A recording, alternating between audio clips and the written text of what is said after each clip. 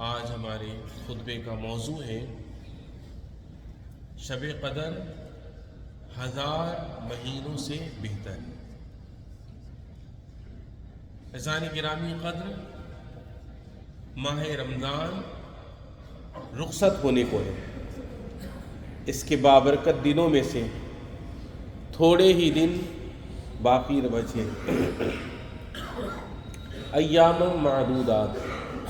یعنی گنتی کے چند ایام میں سے بیشتر گزر چکے ہیں، مگر اس کے بہترین و قیمتی اوقات ہنوز باقی ہیں جو رحمتوں اور برکتوں کا گہوارہ ہے، نیکیوں کا مرکز ہے، جنت سے سرفرازی و بلندی درجات کی گھڑیاں ہیں۔ یہ رمضان کا آخری عشرہ ہے، اور کیا آپ جانتے بھی ہیں کہ رمضان کا آخری عشرہ کتنا عظیم ہے؟ یہ دنوں میں سب سے مبارک ایام ہیں، جن میں ایک رات ایسی ہے جو پورے سال کی راتوں سے سب سے افضل ہے۔ یہ وہی بابرکت شب ہے جس کی شان کو اللہ تعالیٰ نے یوں بیان فرمایا، انا انزلناہ فی لیلۃ مبارکۃ انا کنا منذرین فیہا یفرق کل امر حکیم، یعنی ہم نے اسے مبارک رات میں نازل کیا، بے شک ہمیں ڈرانا مقصود تھا، سارے کام جو حکمت پر مبنی ہیں اسی رات تصفیہ پاتے ہیں۔ اور اللہ عز و جل نے اس رات کی عظمت و منزلت اور اس میں ہونے والے امور کے بارے میں فرمایا، انا انزلناہ فی لیلۃ القدر وما ادراک ما لیلۃ القدر لیلۃ القدر خیر من الف شہر تنزل الملائکۃ والروح فیہا بإذن ربہم من کل امر سلام ہی حتی مطلع الفجر، یعنی بے شک ہم نے اس قرآن کو شب قدر میں اتارا ہے۔ اور آپ کو کیا معلوم کہ شب قدر کیا ہے؟ شب قدر 1000 مہینوں سے بہتر ہے۔ اس میں فرشتے اور روح نازل ہوتے ہیں اپنے رب کے حکم سے ہر کام پر، وہ صبح روشن ہونے تک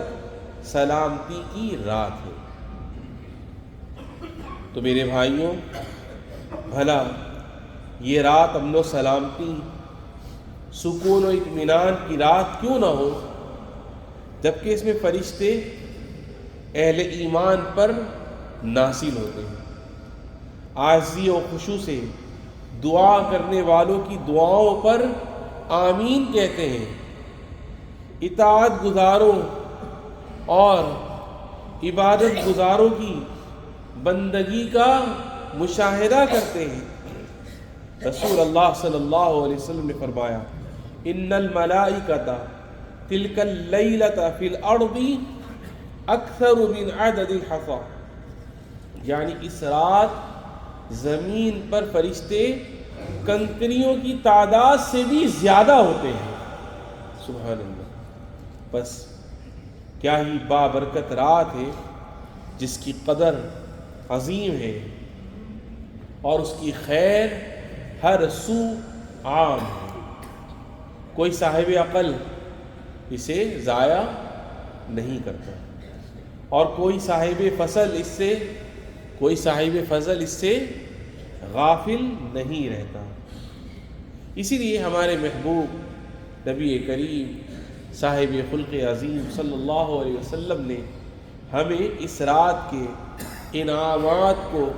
غنیمت سمجھنے اور اس کو تلاش کا حکم دیا، اور فرمایا، تحروا لیلۃ القدر فی العشر الاواخر من رمضان، یعنی شب قدر کو رمضان کے آخری عشرے میں تلاش کرو، کیونکہ نبی کریم صلی اللہ علیہ وسلم کو شب قدر کے عشرہ اخیرہ میں ہونے کی خبر دی گئی تھی، اس لیے آپ صلی اللہ علیہ وسلم نے پورے عشرے میں اس کے احیاء کا حکم دیا تاکہ کوئی اس کے خیر سے محروم نہ رہ جائے، اور یہ سب آپ صلی اللہ علیہ وسلم کی انتہائی شفقت اور ہمارے لیے اس رات کے فضائل کو حاصل کرنے کی خواہش کا اظہار ہے، تاکہ ہم اس رات کے فیوز و برکات سے خالی دامن نہ رہیں۔ آپ علیہ السلام کا ارشاد ہے، من حرمہا فقد حرم الخیر کلہ ولا یحرم خیرہا الا محروم، یعنی جو اس سے محروم رہا وہ ہر طرح کے خیر یعنی بھلائی سے محروم رہا، اور اس کی بھلائی سے محروم وہی رہے گا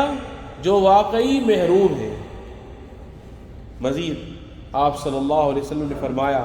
من قام لیلۃ القدر ایمانا واحتسابا غفر له ما تقدم من ذنبه، یعنی جس نے شب قدر میں ایمان و اخلاص کے ساتھ قیام کیا اس کے تمام سابقہ گناہ معاف کر دیے جاتے ہیں۔ سبحان اللہ۔ لہذا میرے بھائیوں، خیر کے طلبگاروں، آگے بڑھیے اور اس رات کو پا لیجیے، اور اے غفلت میں پڑے ہوئے انسان، سمجھ جا قبل اس کے کہ وقت ہاتھ سے نکل جائے، رمضان گزر جائے اور تو رب تعالیٰ کی مغفرت حاصل نہ کر سکے، کیونکہ رسول اللہ صلی اللہ علیہ وسلم نے ایسے شخص کے لیے سخت وعید فرمائی جو رمضان میں بھی بخشش سے محروم رہا۔ آپ صلی اللہ علیہ وسلم نے فرمایا، وَرَغِمَ أَنْفُ رَجُلٍ دَخَلَ عَلَيْهِ رَمَضَانُ ثُمَّ انْسَلَخَ قَبْلَ أَنْ يُغْفَرَ لَهُ، یعنی خاک آلود ہو اس شخص کی ناک جس کی زندگی میں رمضان کا مہینہ آیا اور اس کی مغفرت ہوئے بغیر وہ مہینہ گزر گیا۔ اور اے عبادت میں کوشاں رہنے والے بھائیوں، عبادت گزاروں، متقی بھائیوں، پرہیزگار بھائیوں، آخری عشرے کے ان مبارک ایام میں اپنی بھرپور قوت صرف کر دیجیے اور اپنے نبی صلی اللہ علیہ وسلم کی اقتداء کریں، کیونکہ آپ صلی اللہ علیہ وسلم کے بارے میں آتا ہے، کان صلی اللہ علیہ وسلم یجتہد فی العشر الاواخر ما لا یجتہد فی غیرہ، یعنی آپ صلی اللہ علیہ وسلم اس آخری عشرے میں اتنی محنت کرتے جتنی اس کے علاوہ میں نہیں کرتے تھے، بلکہ آپ صلی اللہ علیہ وسلم اپنے اہل خانہ کو بھی بیدار کرتے تاکہ وہ بھی ان بابرکت راتوں کے خیر سے مستفید ہو سکے۔ حضرت عائشہ رضی اللہ عنہ فرماتی ہیں، کان رسول اللہ صلی اللہ علیہ وسلم اذا دخل العشر احیا اللیل وایقظ اہلہ، یعنی رسول اللہ صلی اللہ علیہ وسلم کی عادت مبارکہ تھی کہ جب رمضان کا آخری عشرہ آتا تو آپ صلی اللہ علیہ وسلم رات بھر جاگتے اور گھر والوں کو بھی جگاتے، یعنی آپ صلی اللہ علیہ وسلم اپنے اہل خانہ کو رات میں نماز کے لیے بیدار فرماتے اور معمول سے بڑھ کر عبادت میں زیادہ محنت فرماتے۔ تو میرے بھائیوں، آپ بھی اس عشرہ اخیرہ میں خوب محنت کریں اور اپنے گھر والوں اور ارد گرد کے لوگوں کو بھی ان مبارک اوقات سے فائدہ اٹھانے کی ترغیب دیں۔ اے اللہ، ہمیں اپنی یاد، اپنے شکر اور اپنی بہترین عبادت کی توفیق عطا فرما، اور ہمیں شب قدر کو پانے کی توفیق عطا فرما، اور اس میں ہمیں اجر عظیم اور ثواب کثیر عطا فرما۔ یا ایھا الذین آمنوا اطیعوا اللہ واطیعوا الرسول واولی الامر منکم، اقول قولی ھذا واستغفر اللہ لی ولکم فاستغفروہ۔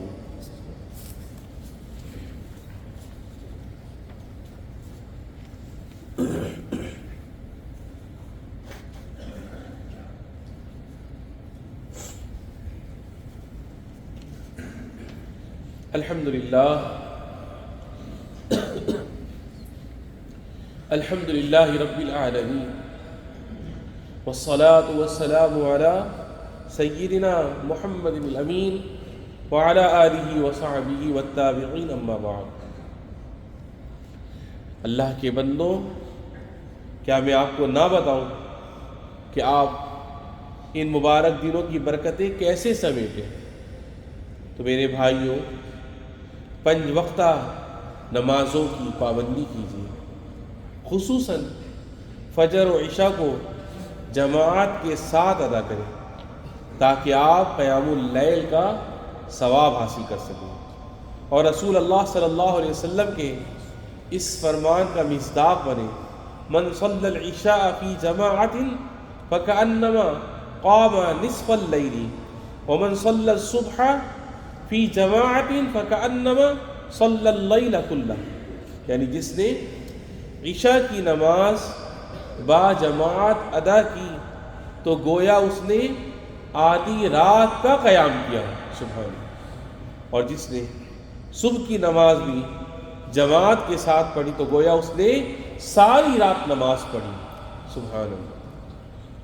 اسی طرح مسجد میں تراویح کی نماز میں شرکت سے کوتاہی نہ کریں، کیونکہ نبی کریم صلی اللہ علیہ وسلم نے ارشاد فرمایا، ان الرجل اذا صلى مع الامام حتى ينصرف حسب له قیام لیلہ، یعنی آدمی جب امام کے ساتھ نماز پڑھتا ہے یہاں تک کہ وہ فارغ ہو جائے تو اس کے لیے پوری رات کا قیام شمار کیا جاتا ہے، سبحان اللہ۔ اسی طرح بکثرت قرآن کریم کی تلاوت کریں، ہمہ وقت رب رحمان کے ذکر میں مشغول رہیں، اور ہر لحظہ اپنے رب سے دعا و مناجات کرتے رہیں۔ اللہ تعالیٰ نے آیات صیام کے وسط میں ارشاد فرمایا، وَإِذَا سَأَلَكَ عِبَادِي عَنِّي فَإِنِّي قَرِيبٌ أُجِيبُ دَعْوَةَ الدَّاعِ إِذَا دَعَانِ، یعنی اور جب آپ سے میرے بندے میرے متعلق سوال کریں تو میں نزدیک ہوں، دعا کرنے والے کی دعا قبول کرتا ہوں جب وہ مجھے پکارتا ہے۔ اور بالخصوص اس دعا کا ضرور اہتمام کریں جو نبی کریم صلی اللہ علیہ وسلم نے حضرت عائشہ رضی اللہ عنہا کو سکھائی کہ اگر شب قدر کو پا لے تو یوں عرض کرے، اللہم انک عفو تحب العفو فاعف عنی، اے اللہ تو معاف کرنے والا ہے، معافی کو پسند کرتا ہے، پس مجھے معاف فرما۔ اسی طرح والدین کے ساتھ حسن سلوک سے پیش آئیں، جن کے والدین حیات ہیں ان کو چاہیے کہ اپنے والدین کی عزت کریں، قدر کریں، ان کے ساتھ حسن سلوک سے پیش آئیں، ان کی عزت و تکریم کریں، ان کی دعائیں لیں، ان کی خوب خدمت کریں، اور جن کے والدین نہیں ان کو چاہیے کہ اپنے والدین کے لیے بخشش و مغفرت کی دعا کریں، محرم رشتہ داروں سے تعلق جوڑیں تاکہ آپ کا شمار والدین کے فرما برداروں اور صلح رحمی کرنے والوں میں ہو سکے، زیادہ سے زیادہ صدقات و خیرات کریں، اختلافات کو مٹائیں، جھگڑوں کو ختم کریں، اور سوشل میڈیا کی بےہودگی اور فضولیات سے دور رہیں، اور گالی گلوچ اور بد اخلاقی میں مبتلا لوگوں کو فالو کرنے میں اپنا وقت ضائع نہ کریں، نہ ہی ان کے ساتھ مذموم اخلاقی رویے پر اترائیں یا ان کے ساتھ مذموم اخلاقی رویہ پر اتر آئیں، یعنی ان کے ساتھ بدسلوکی کریں، ایسا نہ کریں، کیونکہ یہ روش انسان کی کرامت و وقار کو لے ڈوبتی ہے اور اسے گناہوں کے دلدل میں ڈھکیل دیتی ہے۔ اعوذ باللہ من الشیطان الرجیم۔ لا خیر فی کثیر من نجواہم الا من امر بصدقۃ او معروف او اصلاح بین الناس ومن یفعل ذلك ابتغاء مرضات اللہ فسوف نؤتیہ اجرا عظیما، یعنی ان لوگوں کی خفیہ سرگوشیوں میں اکثر کوئی بھلائی نہیں ہوتی، ہاں مگر ایسا کیا جائے صدقہ کرنے کے لیے یا کوئی نیک کام کرنے کے لیے یا لوگوں میں صلح کرانے کے لیے تو اچھی بات ہے، اور جو شخص یہ کام اللہ کی رضا جوئی کے لیے کرے تو ہم اسے بڑا ثواب دیں گے۔ اللہ رب العزت سے التجا ہے کہ وہ ہمارے ان اعمال صالحہ کو اپنی بارگاہ میں قبول فرمائے، ہمیں شب قدر کی قدر کرنے کی توفیق عطا فرمائے، ہمیں ہمارے والدین، بہن، بھائی، بیوی، بچوں کو صحت و سلامتی اور عافیت والی زندگی عطا فرمائے، اور جن کے والدین تیری بارگاہ میں چلے گئے اور جن کے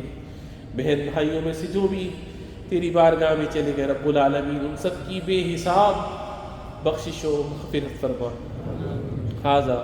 وصلی اللہ وسلم وبارک علی سیدنا و نبینا محمد وعلی آلہ وصحبہ والتابعین، وارض اللہم عن ابی بکر وعمر وعثمان وعلی وعن سائر الصحابۃ